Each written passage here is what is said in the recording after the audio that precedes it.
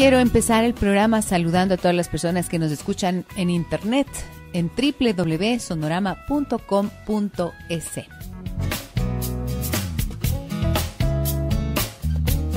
Hoy tendremos la presencia de la doctora Elizabeth Montenegro. Ella es máster en educación, es psicóloga educativa y vamos a conversar un poco acerca de la utilización de los teléfonos celulares en las aulas de clase a propósito de lo que ha dicho hace pocos días el Ministerio de Educación, que en el régimen de la costa autorizará que con ciertas medidas se utilice el teléfono celular al interior de los establecimientos educativos. ¿Qué implicaciones puede tener esto? De eso vamos a hablar y desde ahora mismo ya les invito a que nos den a conocer su opinión. ¿Qué opinan de esta medida del Ministerio de Educación? Y para eso pueden utilizar nuestros canales de comunicación. Esto es el 9098, mensajes de texto desde cualquier teléfono celular, y en Facebook, Gisela Echeverría Castro, allí me encuentran.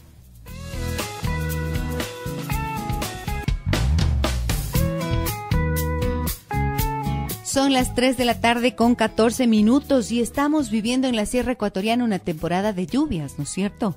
Y a propósito de eso, ¿qué les parece conocer cuál fue el origen del paraguas? ¿Quién lo inventó? Escuchemos. ¿Para el agua o para el sol?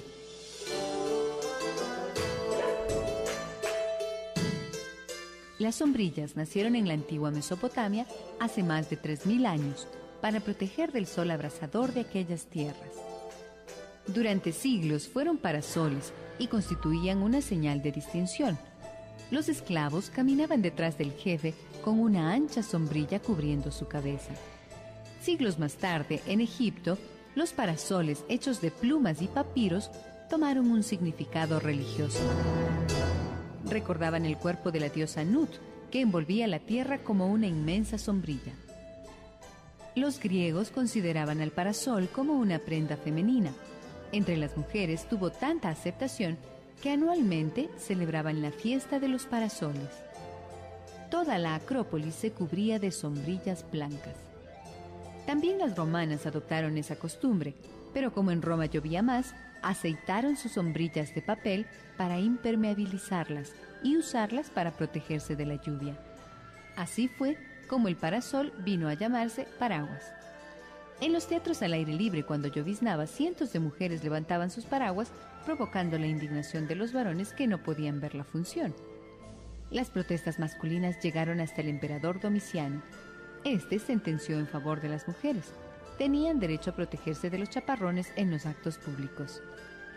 Parasoles y paraguas fueron parte del atuendo femenino, tanto en Europa como en América, hasta bien entrado el siglo XVIII.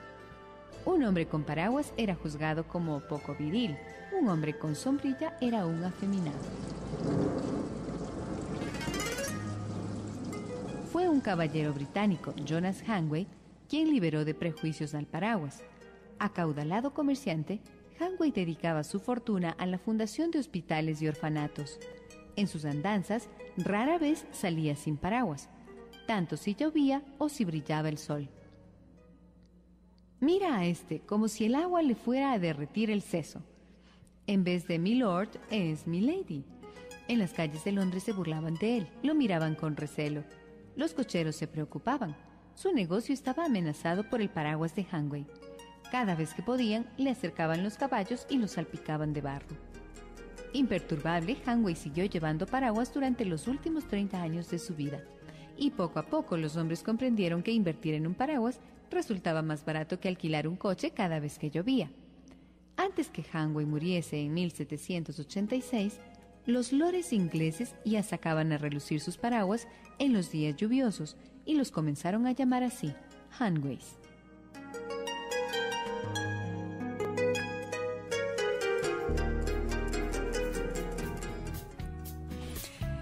¿Qué te pareció esa historia del paraguas, doctora Elizabeth Montenegro? Linda, interesante realmente, pero ¿cómo también el significado y la connotación que muchas veces tienen en relación al género, ¿no? Efectivamente, imagínate, usar el paraguas o usar la sombrilla era solamente relacionado con las mujeres. Y este señor británico, menos mal, hizo que se popularizara, así que los señores también pueden cubrirse de los chaparrones. Sí, porque si no... ¿Cómo has estado, Elizabeth? Bienvenida al programa. Gracias, Gis. Como siempre es un gusto estar contigo y bien, muy bien, gracias. Bueno, voy a compartir con los amigos y amigas oyentes esta noticia que tuvimos hace poquitos días, ¿no es cierto?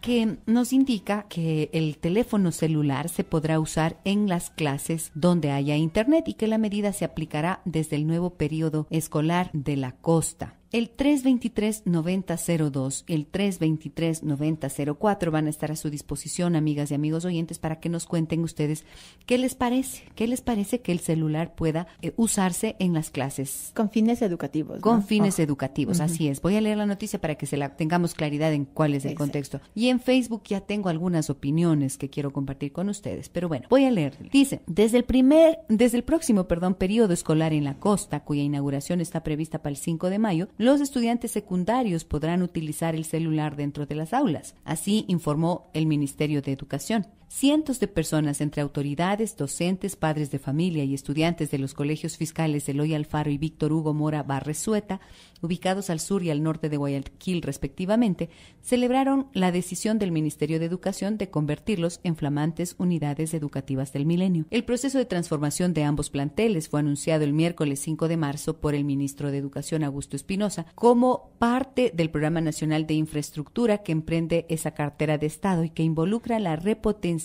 de instituciones educativas de todo el país. En ambos planteles, la subsecretaria de Educación de Guayaquil, María Dolores Cedeño, dio las palabras de bienvenida y mostró los detalles de los proyectos que ejecutará el Ministerio de Educación. Por su parte, anunció que el Eloy Alfaro y el Víctor Hugo Mora Barresueta también formarán parte del plan de conectividad que dotará de internet inalámbrico de alta velocidad a todo el perímetro de los planteles y a las áreas circundantes. Una de las noticias más celebradas por los estudiantes fue el anuncio de que se permitirá el uso de teléfonos celulares en los planteles para poder aprovechar la conectividad de la que dotará el Ministerio de Educación. No está en nosotros el prohibir, sino enseñar a aprovechar la tecnología de la mejor manera, indicó Espinosa. La idea es no prohibir los celulares para que los estudiantes usen inteligentemente esta herramienta. El ministro Espinosa considera que si se margina a los estudiantes de las herramientas tecnológicas, se los priva de una competencia real de aprendizaje y de desempeño en la sociedad. El funcionario indica que esta disposición va a tono con un esquema macro de mejoramiento de infraestructura educativa y de conectividad universal. Con esta medida, de acuerdo con el Ministerio de Educación, se busca aprovechar Internet como un servicio público gratuito y utilizar el celular como herramienta pedagógica. La medida, sin embargo, tendrá limitaciones. Por ejemplo, el acceso a las redes sociales en el celular estará prohibido, así como serán bloqueadas las páginas que sean consideradas no educativas. Los alumnos solo podrán usar el teléfono celular bajo la supervisión del profesor de clase. Si esa autorización no existe y los estudiantes lo usan, serán sancionados por los artículos 330 y 331 del Reglamento de la Ley de Educación. La ley sanciona esta falta leve con una amonestación verbal que es registrada en el expediente académico del estudiante y que será notificada al representante del alumno, pues esa ley prohíbe el uso de objetos ajenos a la actividad educativa. Esta es la noticia completa. Entonces, claramente acá se dice que el teléfono celular se utilizará como una herramienta pedagógica. ¿Qué piensas de esto, Elizabeth? Bueno, Gise, te cuento que justamente el día viernes, cuando hablábamos sobre el tema para el día de hoy, me pusiste tarea. Entonces, el fin de semana tuve tarea. ¿Y cuál fue la tarea? Consultar a los chicos, conversar con un grupo de chicos sobre qué opinaban ellos frente a este tema. Y fíjate que es bien paradójico, ¿no? Porque yo esperaba que ellos digan, perfecto, súper bien, y ya, pues tenemos el celular a la mano. Pero realmente cuando conversábamos con ellos ya de una manera un poco más formal, ellos decían, para nosotros está bien, porque nos parece, bueno, una posibilidad de tener el celular ahí en contacto. ¿Verdad? Pero si te pones a pensar, me decía uno de ellos, las clases van a ser un caos. Porque aunque te digan que están restringidas las redes sociales y demás, ellos encuentran aplicaciones a través de las cuales no se restringen necesariamente las redes sociales. Entonces, no es el hecho de que el Facebook o el Messenger Messenger serán las que están bloqueadas. Hay un sinnúmero de redes sociales a las cuales los adolescentes tienen justamente acceso y que no necesitas tener una cuenta en otra forma de red social de las que yo me imagino están pensando. Entonces, eso es algo que te ponía a pensar, porque ellos mismos se daban cuenta de eso. Entonces decían de alguna manera como que la clase va a ser un relajo porque tú vas a estar siempre pendiente del celular. Uh-huh. Sí, es cierto lo que dice la medida, ¿verdad? Podrás utilizar el celular siempre y cuando el maestro te dé la autorización y demás. Pero para el maestro muchas veces manejar los 40 minutos que implica la hora de clase no suele ser tan fácil en ocasiones. Y si se tiene la tecnología en grande, es decir, está la computadora en la clase, porque eso se debería entender, ¿no es cierto? Que todas las aulas están dotadas de una computadora, están dotadas de un infocus para poder transmitir la información. El celular no vendría a ser una prioridad realmente en el uso para los chicos. Ahora pensemos en otro aspecto que también es interesante analizarlo, ¿no? Y es el hecho de que si el celular tiene libre acceso en el colegio, y obviamente va a tener libre acceso por el wireless que van a tener los chicos, ¿qué va a pasar con la interacción social de ellos si todos van a estar conectados en su mundo a través del internet? ¿Qué va a pasar el momento de recreo cuando todos estén sentados, conectados al celular en lugar de esa conversación o de ese intercambio social? Uh-huh. Entonces yo creo que sí son cosas que habría que irlas analizando con mayor profundidad. Esto es bien interesante. Fíjate lo que nos dicen ya en Facebook. Giselle Echeverría Castro, amigas y amigos, ¿qué piensan ustedes de esta autorización para que los estudiantes utilicen teléfono celular en las aulas? Me dice Germania Chamba, me dice: saludos Gisela, le escribo de Loja, siempre que podía escuchaba su programa, pero ahora me es imposible por mi horario de trabajo. Me parece muy bueno el tema que va a tocar hoy, ya que es muy delicado y es necesario que sea aclarado. Se está tergiversando de todas formas esto del uso del celular en clase. Me gustaría que se aclare para qué se va a usar el celular dentro del aula de clases, porque también está mal entendido. Y con el cuento de que están autorizados los estudiantes, va a ser un problema llamarles la atención por lo mismo. Espero que se aclare el tema por el bien de todos quienes estamos involucrados en el quehacer educativo. Saludos. Gracias, Germania. Es así, ¿no? Hay una inquietud entonces también en los educadores, en los maestros, que están opinando. El 323-9002 y el 323-9004 está a su disposición. Porque estamos hablando entonces de que todos los alumnos tienen que tener teléfonos inteligentes. Ajá. Para poder tener acceso a ciertas páginas de internet que serán las que les den un soporte educativo, ¿no? Claro, o sea, aclaremos que es verdad que el teléfono celular, el smartphone, el teléfono que tiene acceso al paquete de datos que le permite acceder a una persona al internet, es una herramienta que puede ser fantástica para hacer cierto tipo de búsquedas y poder acceder a ese universo de información que tiene, uh-huh. ¿no es cierto? Internet. Pero la idea es, lo que tú estás planteando de inicio me parece importante y que también lo plantea Germania. Si es que ya tienen el teléfono en la mano y es Wi-Fi, las búsquedas tendrán que ser normadas y limitadas y orientadas por los profesores. Pero y mientras tanto, estarán en el WhatsApp, en el chat, porque esa es una de las actividades que más prefieren los estudiantes. El WhatsApp que tú dices, ¿cómo se controla? ¿Cómo puedes bloquear? No hay forma. Es lo que te decía justamente. Fíjate que con los chicos que yo conversaba este fin de semana, eran chicos en edades comprendidas entre los 12 y los 15 años. Es decir, en la época del colegio, de la educación secundaria justamente. No tienes forma de controlar eso. ¿Qué va a pasar el momento en que en la clase, más allá de lograr captar la atención del maestro, los chicos estén preocupados de contactarse con sus compañeros para cualquier mensaje, para cualquier Ajá. interacción que ellos quieran tener? Sí. ¿Cómo puedes ir controlando eso? Hay otros factores que también son interesantes considerarlos, y es cuánto cuesta en términos ya económicos, ¿no es cierto? ¿Cuánto cuesta un celular de ese tipo? Eso significará entonces que los estudiantes empezarán a tener exigencias hacia sus padres para tener ese tipo de celulares que les permita justamente ese acceso al que van a estar permitidos. Y además de eso, ¿qué va a pasar con la seguridad afuera de los colegios? Uh-huh. Claro, porque además ya se conoce desde hace tiempo que los estudiantes son blanco, por ejemplo, de la delincuencia claro. para asaltarles y robarles precisamente los teléfonos celulares. El celular, me dicen en el 9098, es el alcahuete moderno. Esto nos dice Rodrigo Gutiérrez. Y tengo más mensajes en Facebook. Si ustedes quieren dejarnos escuchar sus voces hoy, 323-9002, ¿no? Alexito Medina me dice: esto me parece muy apresurado, como muchas cosas en nuestro Ecuador. La presión sobre la economía de los padres va a ser muy fuerte, precisamente lo que estamos diciendo. Además, ¿qué hacemos realmente por fortalecernos en valores? Nada. Esperemos que se den de baja estas medidas que en nada contribuyen a una educación de excelencia. ¿Crees que esto aporte afecta la educación, Elizabeth? Realmente no, dice. Cuando yo te escuchaba leer la nota y decía no se les puede privar o alejar a los estudiantes de la tecnología, yo no creo que esta es la forma de acercarles justamente. Más bien a mí me parece interesante revisar los estudios que hay respecto ya a las adicciones en torno a las redes sociales y al Internet. Y eso es serio. Si bien es cierto, en nuestro país no hay datos estadísticos sobre eso, pero pensemos que en países como en China ya está considerado Japón.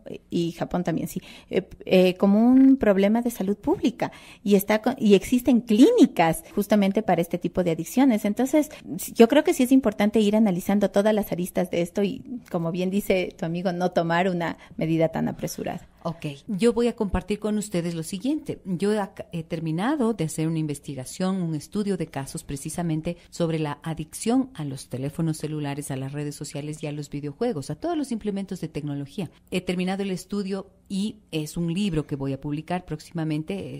Tengo la alegría de compartir con ustedes esto y lo voy a hacer precisamente porque veo la problemática y lo que hemos venido conversando hace tanto tiempo, ¿verdad, Liz? Sí me preocupa que el acceso a la tecnología vaya a quedar, no vaya a contemplar precisamente los riesgos que sí conlleva, especialmente en términos de adicción para niños y adolescentes. Tenemos una llamada. Adelante, por favor. Buenas tardes. ¿Quién nos habla? Buenas tardes. Me llamo Justin Calva. Justin, ¿de dónde nos llama? De Guayaquil. Muchísimas gracias por su llamada. Cuéntenos, ¿qué opina usted acerca del tema que hemos planteado hoy? Efectivamente, no estoy de acuerdo con la medida que se ha tomado, porque se harían, como quien dice, más autistas, metafóricamente hablando, porque van a estar más pegados al celular y no va a haber esa interacción social que comúnmente se tiene en los recesos. También va a ocurrir lo mismo que en los trabajos. ¿Qué sucede en los trabajos? Las personas pasan más en el celular que se dedican al trabajo. Imagínense que ya son adultos, y peor con unos jóvenes. Qué impresionante es eso, ¿no? En los sitios de trabajo. Ahora, ya lo hecho está, ¿no? ¿Qué podemos hacer? ¿Qué se puede plantear? ¿Qué ideas tenemos? Porque efectivamente no solo es el Facebook, sino que también es el WhatsApp. Exacto, es el chat. Entonces no se puede bloquear eso, pero ¿qué medidas se puede tomar? Eso me gustaría poder escuchar sus opiniones acerca. Claro que sí. Justin, ¿qué edad tiene usted? 21 años. 21 años, fíjate. ¿Y tiene usted la adicción al celular o no? No, tengo 2 celulares, pero son cholitos nomás. Pero, de hecho, estudio psicología. Psicología clínica y bueno, me parece un tema muy interesante a tratar. Muchísimas gracias, Justin. Sí vamos a comentar exactamente cuáles son las pautas que podemos dar. Gracias por su llamada. 323-9002, 323-9004, para que ustedes, amigas y amigos, opinen en esta tarde qué les parece esta medida, qué piensan acerca del uso del celular en el aula de clase, que está autorizado por el Ministerio de Educación y que entrará en vigencia en el régimen de la costa. A ver, tengo más mensajes acá en el 9098, que también está a su disposición. Me dice, ¿y los papás que no tenemos para darles celular a los hijos, qué? ¿El gobierno les va a dar a todos uno igual? O les va a dar tablets. Se suponía que esa es la propuesta, ¿no? Dentro de la propuesta está el popularizar el uso de las tablets para que sea una forma también de escritura más bien digitalizada. Pero dice, realmente esta educación no es una educación que se puede darla de un día al otro, ni es algo que los chicos, porque tú leías también en la nota y decía, lo que se trata es de enseñarles a que usen inteligentemente. Yo no creo que esa es la palabra apropiada, más allá del uso inteligente o no, es lo que te ofrece realmente esta puerta abierta al mundo virtual, ¿no?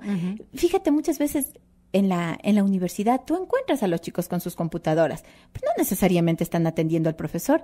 Tienen abiertas muchas ventanas y entre ellas están obviamente las redes sociales. ¿Cuánto están en realidad ellos aprovechando cuando se supone que en la universidad tú estás ya hablando de un espacio donde te estás profesionalizando, donde lo que aprendes es porque tú estás buscando justamente eso? En el colegio, que muchas veces es impuesto, en los chicos que tengan dificultades, en los chicos, para aprender me refiero específicamente, en aquellos que se distraigan con más facilidad, va a ser mucho más difícil el manejo. Fíjate que una de las cosas que a mí me parece importante dejar claro es que los aparatos, la tecnología, estos especialmente los teléfonos, por lo fantásticos que son, por todo lo que te permite hacer, por todo lo que te permite conocer, con tan solo topar la pantalla, ¿verdad? Porque esa es la característica de los smartphones. Esto produce una fascinación en todos los usuarios. Claro que sí. Es fascinante y entonces tiene un poder adictivo muy grande. ¿Por qué? Porque te sumerges en que es un universo virtual en donde encuentras un montón de cosas que te alejan de la realidad. Y el tiempo pasa tan rápido que aparentemente, ¿no? Y que entonces no te tú cuenta. te vas a fijar lo que nos decía Justin. ¿Cuánta gente está en los trabajos así? A veces uno entra a una oficina, entra a una empresa y la secretaria está tiqui, tiqui, tiqui, tiqui, y se demora unos cuantos segundos en mirarte, en saber que estás ahí o no, ¿verdad? En atenderte. Sí, es verdad. ¿Cuántas familias? Tú y yo atendemos consulta profesional. ¿Cuántas familias nos llegan con la misma situación? No, es que mi hijo está todo el tiempo en el teléfono y cuando le digo al hijo, ¿y cómo así tú? ¿De quién aprendiste? Es que mi papá pasa en el teléfono, es que mi mamá está adicta a los videojuegos. Más aún, tú miras, te vas a un centro comercial un fin de semana. En el patio de comidas. En el patio de comidas, la gente está comiendo, entre comillas, entre familia, pero en realidad cada uno está en su mundo. En su teléfono. De su teléfono, exactamente. O te vas a una reunión social muchas veces y encuentras ese mismo fenómeno también. Claro. Cómo se ha dañado la interacción social cara a cara en realidad. Y esto va a potenciarlo más todavía. Ahora, si es que es difícil desconectarse estando en un espacio laboral como adultos, los adultos ya tenemos esto asimilado, incorporado y resulta que estamos modelando ese comportamiento para los niños. Y no solo modelándolo, fíjate tú, Liz, que, por ejemplo, tú has visto madres que a los niños chiquiticos, bebés, les ponen la tablet para que se entretengan. Por supuesto, claro que sí. Antes se les enchufaba a los guaguas a la televisión, ahora se les conecta a los teléfonos celulares y a las tablets. Entonces, sí tiene sus complicaciones porque si para el adulto es difícil limitarse a sí mismo en la utilización de los aparatos tecnológicos, con mucha más razón a los niños y adolescentes. ¿Por qué? ¿Cómo está? Quiero que me digas, un niño, un adolescente, ¿cuál es la madurez que tiene la capacidad para autolimitarse? Bueno, es que sobre todo en el adolescente estamos hablando de que todos los cambios hormonales que ellos están experimentando inciden directamente en su forma de actuar, en su forma de ser y sobre todo en la capacidad de autocontrol. Les cuesta en realidad autocontrolarse. Es difícil hallar en ellos lo que se llama, ¿no es cierto?, en términos psicológicos, el locus de control, es decir, el saber hasta dónde frenarse, en qué momento optar por algo y en qué momento no. La mayor parte de los adolescentes atraviesa por ese tipo de situaciones. Entonces, ¿cómo puede el adolescente que está, como tú bien decías, embelesado y fascinado por ese mundo virtual, cómo puede decir freno para atender lo que aparentemente sería monótono, la explicación del profesor que no tiene toda esas chispas que tiene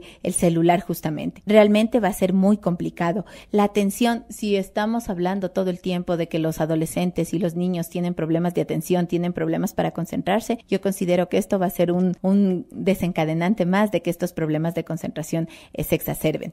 Quería hablar de otro punto que también es interesante, ¿no? Y es el hecho de qué va a pasar con todo el bullying, el acoso escolar, el cyberbullying sobre todo, que se da en la época de la adolescencia y que se lo daba de alguna manera fuera de las instituciones, desde casa, ¿no? Y ahora con el teléfono ahí va a ser mucho más ya fácil. sabemos, por ejemplo, que en Perú el bullying y el cyberbullying o el ciberacoso es una de las razones, es la principal causa de suicidio entre los adolescentes. ¿Y en qué consiste? En el envío de mensajes agresivos, ofensivos, que le ridiculizan o le hacen tener mucho miedo a la persona a través de la utilización del teléfono. Existen otros riesgos como el sexting, esas fotografías de carácter sensual o sexual, de contenido erótico que las chicas especialmente se pueden tomar a sí mismas y luego las envían a una persona que se supone su enamorado y este enamorado le hace circular entre todos los contactos. Entonces hay hartos riesgos con respecto a esta utilización indiscriminada y por supuesto, eso no se va a poder controlar en el aula. No, es imposible. Aunque tú pongas normas, aunque digas es una sanción de tipo leve, el código, la ley, el artículo tal, eso se queda muchas veces en el papel, porque en la práctica, si ahora que estaba prohibido, ¿verdad?, el uso de celulares, que en muchas instituciones educativas les permiten solo sacar en los recreos o les permiten solo utilizar en ciertos momentos, así les cuesta a los maestros controlar. Imagínate lo que es con la carta abierta. ¿Qué va a pasar el momento en que el maestro realmente vea que el estudiante está distrayéndose? No vamos a decir mal uso, sino simplemente distrayéndose en el celular. y le diga, guardas ahorita. El alumno le va a decir, no, porque yo tengo autorización para usar y estoy consultando por último esta palabra que no sé. Entonces, se va a generar tal vez más confrontación, se va a generar más conflicto. Yo creo que tal vez la educación ahí iría por parte de la toma de conciencia desde los chicos mismos, que sean ellos quienes vayan optando porque la ley esté ahí, pero ellos no quieran utilizarlo eso como un derecho, ¿verdad? Que medio no sería complicado, ¿no es cierto? Bastante muy complicado. difícil. Me dicen en el 90-98, mejor, ¿por qué no dotar a las instituciones educativas de tablets sin chip y darles a los estudiantes en los momentos que sean necesarias y después retirárselos? ¿Qué piensas de esto? Y yo creo que eso es más importante, por eso yo te hablaba de un CPU en el aula y de un proyector que el maestro pueda ir trabajando con sus alumnos cooperativamente. Ese es el trabajo cooperativo, ese es el trabajo que implica justamente el desarrollo de otro tipo de habilidades sociales. Y yo quiero con esto aclarar algo, no es que estamos en contra de la tecnología, ni estamos satanizando el uso de los teléfonos celulares, ni de la tecnología,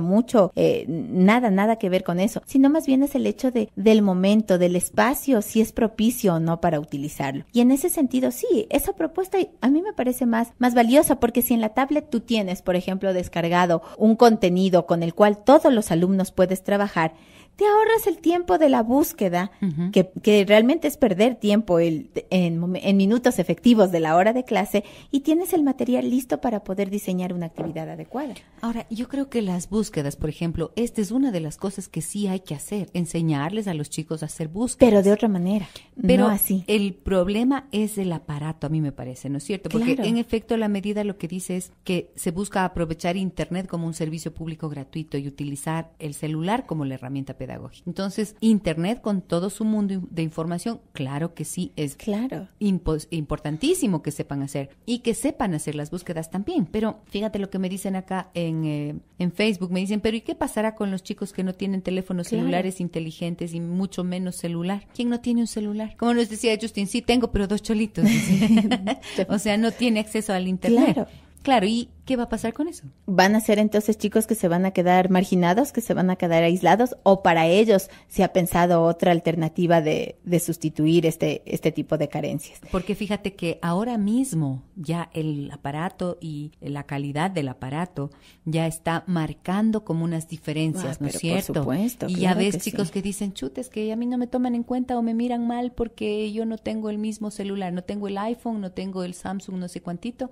Y tú ves inclusive que los padres, ellos no mudan necesariamente de celular con tanta rapidez como sus hijos mudan, porque es parte de la moda y de ser del grupo, ¿no? De sentirse que pertenecen a un sitio determinado. Claro, esa es una forma de socialización que tienen actualmente y que no se los puede dejar por fuera. Pero el problema está en que ya se convierte esto como en una norma. Tienes que estudiar. Entonces, el presupuesto que van a tener que tener los padres disponible es bastante alto, porque ¿cuánto te puede llegar a costar un iPhone? Un iPhone. Un iPhone, 400, 500 dólares, sí, 300, no lo sé. No está pues al alcance de todos los bolsillos. Me dicen acá en Facebook, me dice Marta Lucía, yo no estoy de acuerdo con el uso del teléfono en la clase. Si necesitan investigar, que vayan a la biblioteca de la escuela. La biblioteca debería tener computadora. Pues sí, a la biblioteca, pero también en el Internet hay acceso a unas bibliotecas que jamás podríamos tener aquí, entonces no podemos radicalizarnos tampoco. Claro, pero justamente cuando tú decías y hablabas de las búsquedas, sí, y yo te decía, sí es importante aprender a hacer una búsqueda,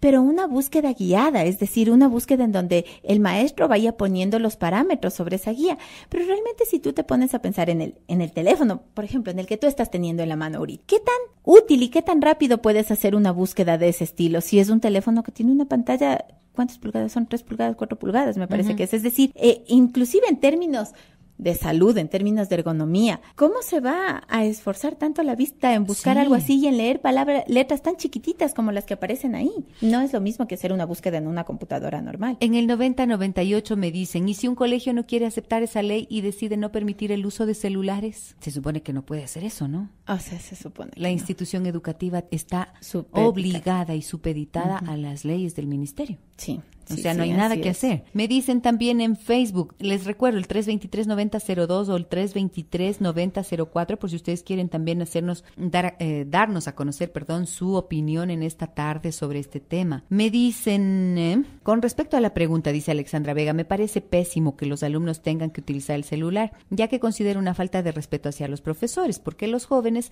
sacarán sus celulares y delante del profesor estarán en el Face. Realmente a los jóvenes se les está dando muchas alas para que se empeore su situación. Esto aclaremos, ¿no? Se supone que la ley dice que no es necesario que, ¿cómo es que van a tener restricción a las redes sociales? Pero no se puede hacer nada con respecto a otras formas de contacto como son el WhatsApp, ya decíamos. Y también en el 9098 me dicen, buenas tardes, soy inspector en un colegio particular al norte de Quito. Le comento que con esta disposición se ha causado una especie de revelación, ya que los chicos se amparan en la resolución y se hace difícil el control sobre su uso. Y sobre esto, la seguridad externa los pone vulnerables, es lo que mencionabas antes tú. Justamente por eso yo te decía, dice, no es solamente el hecho, y claro, obviamente es el más crítico realmente, el hecho de hablar del teléfono celular dentro del aula. Estamos hablando de otros factores que de pronto no se consideraron, no se subestimaron, lo que hablábamos de la seguridad, lo que hablamos de la salud visual, de la ergonomía justamente del estudiante en relación al manejo excesivo del celular, la socialización, es decir, no es solamente el hecho de que qué mal que en la clase el chico utilice el celular porque puede distraerse o va a ser más difícil concentrarse, sino todos los otros factores que van a estar asociados, este factor económico que tú mencionas, la presión de las familias, y si tenemos papás que tienen más de un hijo adolescentes, todos ¿qué va a tienen pasar? Que tener su celular. Y todos deberán Y una tener... vez que tengan el celular, claro, puede ser que está restringido el uso en el aula. Supongamos que eso se cumpliera así a rajatabla. Y ya con el teléfono en la mano, en la casa. Claro. ¿Cómo controlas todo eso? Y fíjate que hace unos meses esa era una de las preguntas o de las cuestiones críticas, ¿no? Para los padres. ¿Cómo hago para controlar el uso del Internet a mi hijo en casa? Pero si van a tener eso. Y eso de alguna manera implicará entonces, porque los teléfonos inteligentes te obligan de alguna forma a eso, a tener contratado un paquete de datos, ¿verdad? Eso significa entonces que tendrás que tener también como familia un presupuesto mensual para pagar ese paquete de datos del celular de cada uno de tus hijos. Ese es el problema. Ahí es donde están las dificultades. No sabemos. Otra cosa que yo veo también, bueno, entiendo que el ministerio habrá tomado en cuenta la necesidad de capacitar a los propios maestros, a los propios adultos en la utilización adecuada, ¿no es cierto?, del Internet y en algunas estrategias para que les permita hacer que se cumpla con esta norma. Pero, no sé, pues son, ¿cuántos? Miles de profesores en el país. Que también tendrán que tener sus teléfonos inteligentes para eso. Y has visto que en clases también hay profesores que sacan el teléfono y están revisando qué cae en el Facebook mientras están dando clases. Claro. Entonces, sí. Esto significaría que todos en las instituciones educativas se vuelcan a la adicción. ¿O hay una verdadera transformación en el aprendizaje y utilización positiva? Porque ahí deberíamos más bien hablar de algo que es fundamental y es el hecho de las bibliotecas virtuales. ¿Por qué no dotar a los colegios más bien de la posibilidad de acceso a las bibliotecas virtuales que realmente tienen una cantidad rica de información y no a la búsqueda a través del Wikipedia o de Buenas Tareas o del Rincón del Vago, que son los chicos... El Rincón del Vago es el más popular. Usualmente al que los sitios, ¿no es cierto? Usualmente a los que los chicos más accesan. Entonces, yo creo que por ahí va ese cambio de mentalidad. Y como repito otra vez, no es el hecho de decir, les vamos a aislar de la tecnología. Considero que es el hecho de seleccionar los espacios en los cuales tú puedes utilizar cierta tecnología y en qué espacios puedes utilizar otro tipo de tecnología. Y eso que estás diciendo me lleva a pensar algo, Elizabeth. Me lleva a pensar que no por el hecho de tener dotadas las aulas de clase de todo el país de herramientas tecnológicas se hace una gran transformación a nivel educativo. Cierto es que ha habido cambios y que actualmente hay cambios importantes también en términos de educación en el país, ¿no es cierto? Sí, así es. Sí, es verdad eso. Me gustaría que tú, por ejemplo, mencionaras al menos dos de los que consideras que han sido fundamentales y positivos. Bueno, cambios, por ejemplo, el hecho del bachillerato unificado, que también tuvo tanta controversia, ¿no?, en un momento determinado, pero que de alguna forma ha ayudado a los alumnos a que tengan una educación más homogénea en todo sentido. El hecho justamente de la nueva reforma curricular, del documento de actualización de la reforma, el que se planifique a través de destrezas con criterio de desempeño, el que se evalúe con indicadores esenciales de evaluación y de logro, justamente nos van dando cuenta de que se puede hacer una educación que lleve al alumno realmente a ser un estudiante crítico, un estudiante más bien reflexivo. Que no todo está dado, que no todo está hecho al 100%, es real, porque los procesos van tomando cuerpo. Sí, así es, y se va aprendiendo también en la marcha, ¿verdad? Pero se han hecho grandes cambios, pero sin embargo hay otros factores o hay otros aspectos que también van quedando debilitados. Y que si vemos que dentro del ámbito familiar y dentro del ámbito social, el adolescente es uno de los grupos, o los adolescentes más bien, son uno de los grupos más vulnerables en relación a todos los factores de riesgo que pueden estar alrededor, no podemos priorizar un factor de riesgo para que sea más accesible a él y ponerle en una situación de mayor vulnerabilidad. Ahora, nos decía Justin, y creo que es un poco la expectativa de las personas que están escuchando, ¿qué hacer? Porque si es que esto ya entra en vigencia, ¿qué hacemos? Hay cosas que se pueden hacer, sin duda. Una de esas, a mí se me ocurre en primera instancia, tener claridad en cuáles son los riesgos. Y uno de los principales riesgos es la adicción, ¿no es cierto? Así es. Para prevenir esto, ¿qué recomiendas tú, Elisa? A ver, yo creo que podemos, retomando además una de las inquietudes de la señora que te escribía, que era inspectora de un colegio. Ajá, un señor. Un señor. Bueno, el hecho de a través del código de convivencia, que es el código que cada uno de los colegios sí puede desarrollar y que está establecido por las autoridades, que tiene que ser creado en comunidad con todos los actores educativos, yo creo que ese puede ser una de las vías a través de las cuales se ampare un poco esta utilización desmedida que puede dar justamente paso a la adicción. Es decir, sí es verdad, esta es la disposición, pero nuestras reglas internas, donde también tenemos, casa adentro tenemos la potestad para tomar decisiones, las cosas son así. Y creo que ahí es donde se puede movilizar justamente la voluntad de los chicos sobre todo.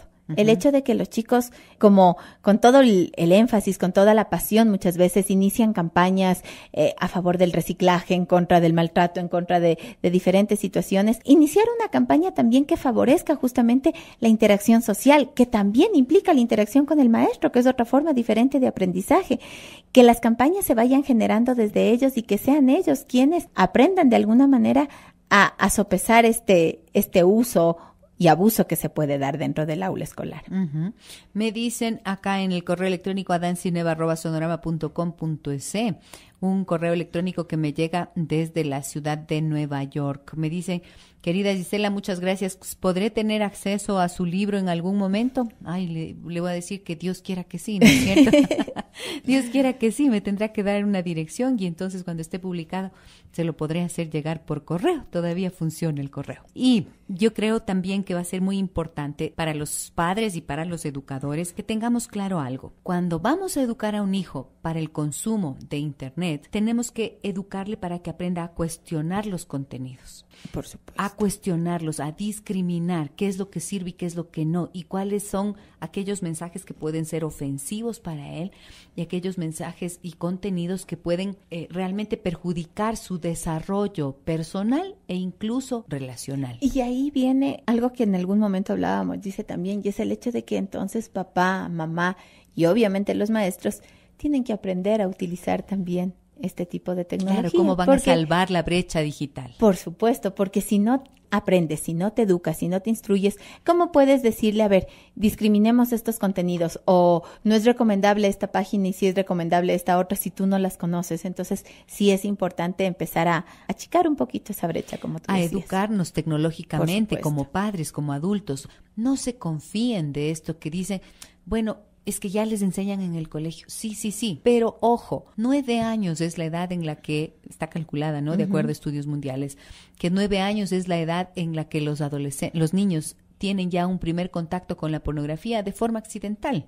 Claro. Sí. Y entonces, ¿qué efectos tiene eso? Ya he hablado en algún programa anterior sobre las consecuencias, las repercusiones que eso puede tener. Pero entonces, no es suficiente con decirle, verás, no vayas a ver pornografía. Lo va a ver de todas maneras. Entonces, por eso yo pienso que este es un desafío que tenemos padres y educadores para ponernos a la vanguardia de lo que es la educación en este tiempo actual.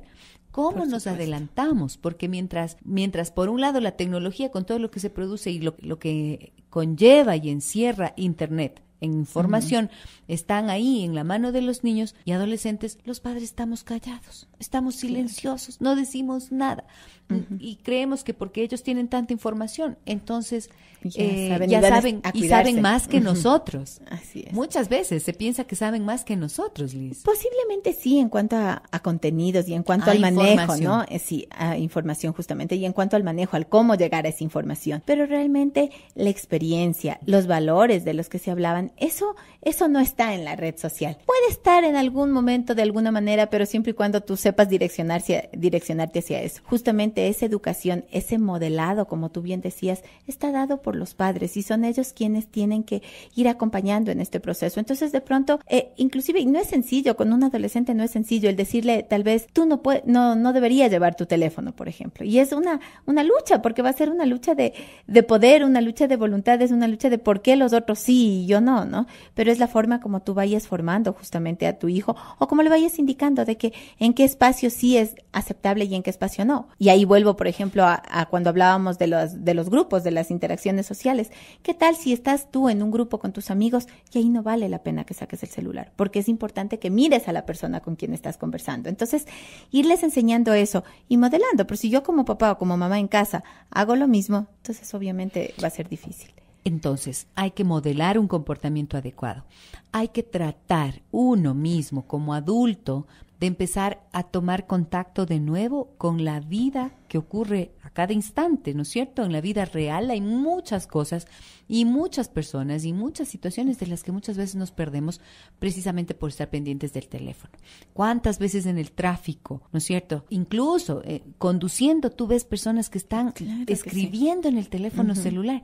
Esas personas que son adultas tienen hijos y estos hijos ¿qué van a hacer? Copian el comportamiento y lo replican. Entonces, fíjense ustedes cómo la medida por sí misma tiene unas connotaciones. ¿Sabes qué? Ahorita que dices esto, me acordaba de algo que me decía uno de los chicos el fin de semana y me decía, fíjate que en el Facebook me decía, todos ellos que ponen, yo soy de la generación que no jugué con esto, de la generación del parque de la bicicleta y de todo eso que me imagino tú has de haber leído claro, muchas veces eso, decía, son los que más publican en el Facebook y son los que más actualizaciones y fotos y cosas ponen. Y me hicieron reflexionar tanto. Realmente fue una conversación porque ellos decían, nosotros sí subimos cosas, pero ellos que están como, en palabras supuestamente no. Claro, llenándose la boca de que la tecnología terrible ahora son los que están más vinculados con eso. Y son justamente los papás, si vamos por generaciones, los papás de los hijos adolescentes. Así es. Y propiciar también la reflexión, amigas y amigos oyentes, acerca de los efectos que puede tener, no solamente usarlo en el aula o no, sino usarlo permanentemente al teléfono. Y yo estaba recordando a Víctor Hugo, un poema que tiene Víctor Hugo que dice te deseo, y ahí habla él, dice, de vez en cuando hay que poner el dinero frente a la mesa para saber quién es realmente el dueño. Ahora yo creo que esto, un poco parafraseando, lo voy a decir, hay que poner el teléfono celular frente a uno y abandonarlo, por ejemplo, un fin de semana entero y conectarte con la vida real.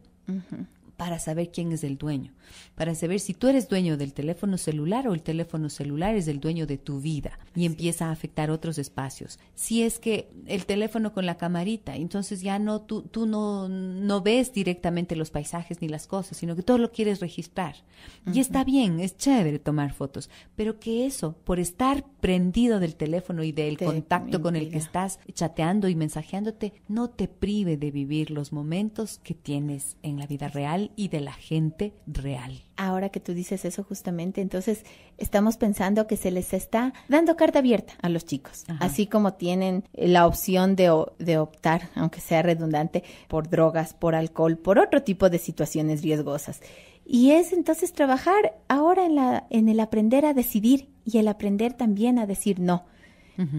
Que me parece un poco paradójico, ¿no? Contradictorio también, porque tienes que enseñarles a decir no a algo que simplemente podía estar fuera del aula escolar, pero en todo caso está ahí y el trabajo va a ser ahora enseñarles a decir no quiero esto. Y bueno, me estoy dando cuenta también que, por lo que dije antes, que efectivamente el aula va a ser uno de los espacios ya permitidos, pero no es tanto el darles carta abierta, porque sí hay una restricción. El problema es que ante la ley puesta, dicen que siempre le encuentras la vuelta para evadirla, ¿no es cierto? Supuesto. Entonces, ese es el problema. Ahí es en donde está el riesgo, que le das la posibilidad de que tenga más libertad, pero la restricción no es lo único. De la mano tiene que estar la comunicación, la posibilidad de hablar, de educar, de decir, de orientar, de enseñar a discriminar en la utilización también de los aparatos y que los padres se ocupen de aprender a ponerse límites para que puedan ponerlos a los niños.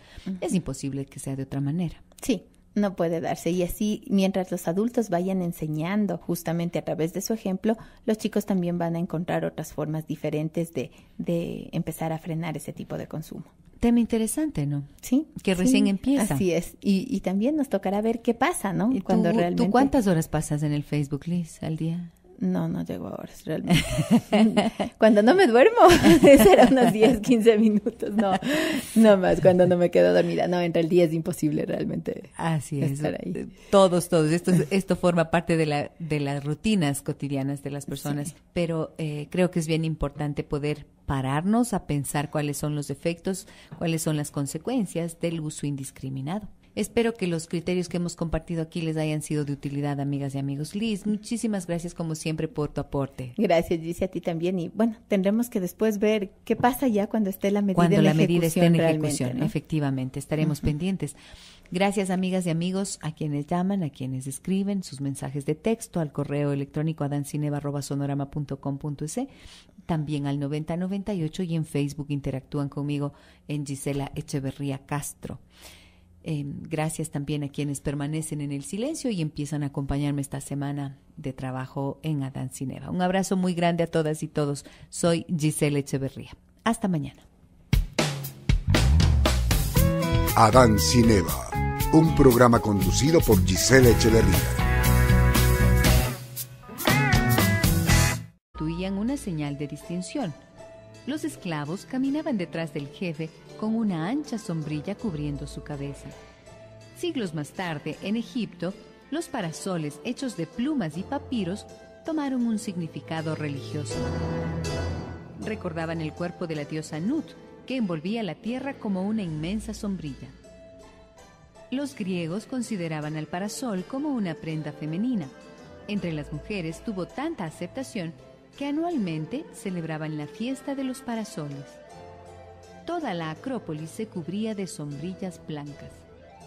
También las romanas adoptaron esa costumbre, pero como en Roma llovía más, aceitaron sus sombrillas de papel para impermeabilizarlas y usarlas para protegerse de la lluvia.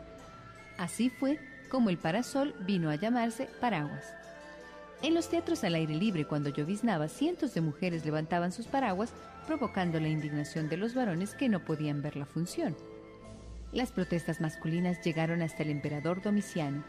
Este sentenció en favor de las mujeres. Tenían derecho a protegerse de los chaparrones en los actos públicos.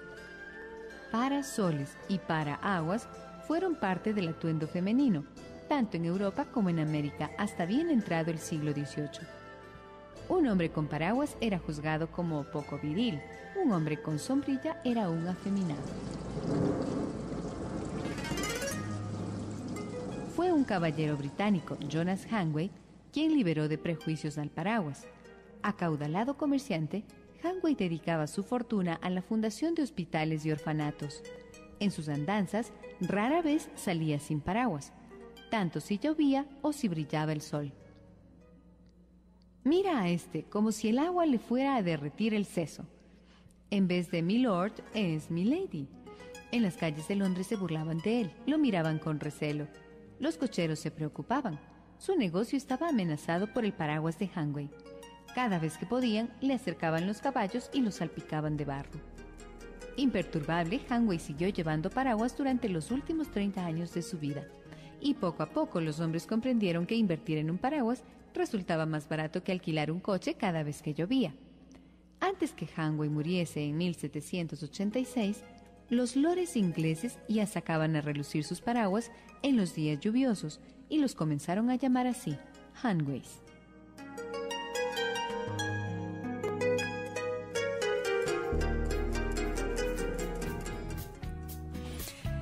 ¿Qué te pareció esa historia del paraguas, doctora Elizabeth Montenegro? Lindo, interesante realmente, pero como también el significado y la connotación que muchas veces tiene en relación al género, ¿no? Si efectivamente, imagínate, usar el paraguas o usar la sombrilla era solamente relacionado con las mujeres. Y este señor británico, menos mal, hizo que se popularizara, así que los señores también pueden cubrirse de los chaparrones. Sí, porque si no... ¿Cómo has estado, Elizabeth? Bienvenida al programa. Gracias, Gis. Como siempre es un gusto estar contigo y bien, muy bien, gracias. Bueno, voy a compartir con los amigos y amigas oyentes esta noticia que tuvimos hace poquitos días, ¿no es cierto? Que nos indica que el teléfono celular se podrá.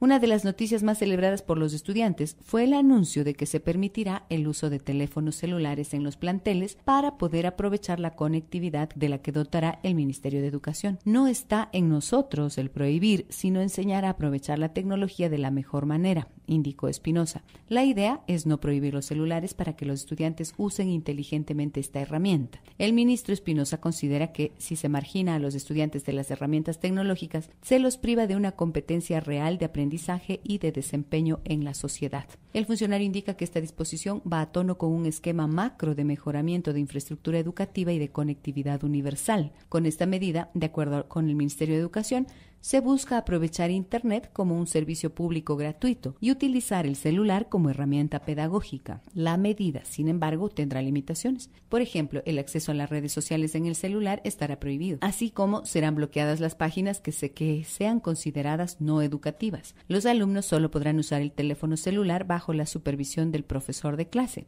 Si esa autorización no existe y los estudiantes lo usan, serán sancionados por los artículos 330 y 331 del Reglamento de la Ley de Educación. La ley sanciona esta falta leve con una amonestación verbal que es registrada en el expediente académico del estudiante y que será notificada al representante del alumno, pues esa ley prohíbe el uso de objetos ajenos a la actividad educativa. Esta es la noticia completa.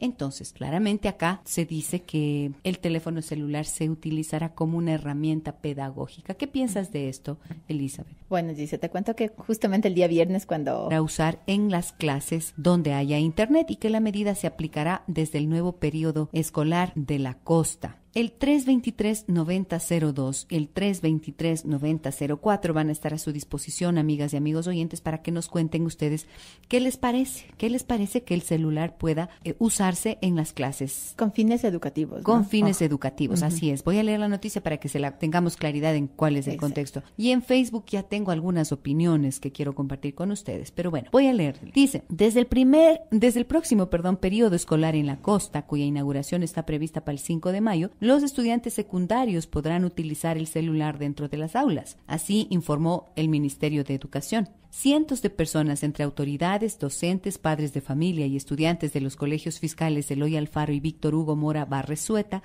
ubicados al sur y al norte de Guayaquil respectivamente, celebraron la decisión del Ministerio de Educación de convertirlos en flamantes unidades educativas del milenio. El proceso de transformación de ambos planteles fue anunciado el miércoles 5 de marzo por el ministro de Educación, Augusto Espinosa, como parte del Programa Nacional de Infraestructura que emprende esa cartera de Estado y que involucra la repotenciación de instituciones educativas de todo el país. En ambos planteles, la subsecretaria de Educación de Guayaquil,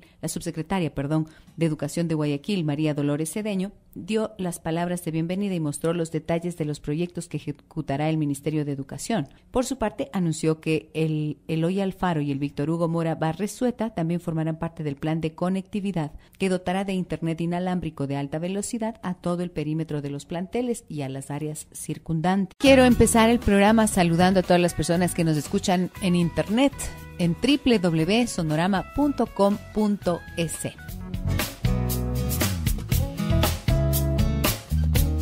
Hoy tendremos la presencia de la doctora Elizabeth Montenegro. Ella es máster en educación, es psicóloga educativa y vamos a conversar un poco acerca de la utilización de los teléfonos celulares en las aulas de clase a propósito de lo que ha dicho hace pocos días el Ministerio de Educación, que en el régimen de la costa autorizará que con ciertas medidas se utilice el teléfono celular al interior de los establecimientos educativos. ¿Qué implicaciones puede tener esto? De eso vamos a hablar y desde ahora mismo ya les invito a que nos den a conocer su opinión. ¿Qué opinan de esta medida del Ministerio de Educación? Y para eso pueden utilizar nuestros canales de comunicación. Esto es el 9098, mensajes de texto desde cualquier teléfono celular, y en Facebook, Giselle Echeverría Castro, allí me encuentran.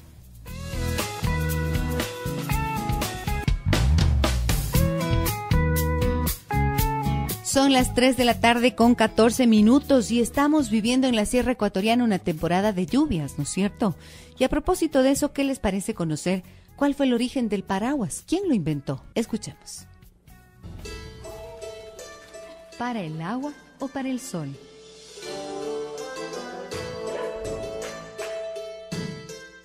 Las sombrillas nacieron en la antigua Mesopotamia hace más de 3.000 años para proteger del sol abrasador de aquellas tierras. Durante siglos fueron parasoles y constituyeron